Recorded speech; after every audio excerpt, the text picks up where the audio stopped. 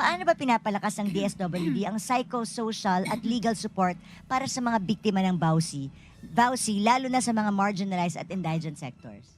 Pinapalakas ng Department of Social Welfare and Development o DSWD ang psychosocial at legal na suporta para sa mga victim survivors of VAUSI sa pamamagitan ng pagpapalawak ng mga programa at serbisyo para sa mga victim survivors at the same time, mas matibay na pakikipagtulungan sa iba't ibang ahensya ng gobyerno. Ano bang mga programs ng DSWD for yung mga nakakomitan ng VAUSI?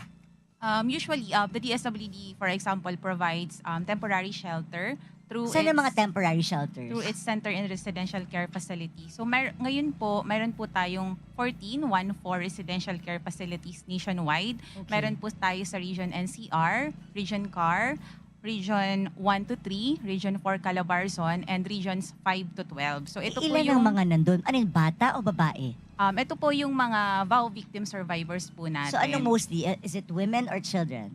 Women and some of them po kasama po yung kanilang mga anak po. Ano yung karaniwang pang-aabuso or violence? Usually po yung mga violence po na na-experience nila ay physical abuse, ganun po. Emotional abuse, psychological abuse.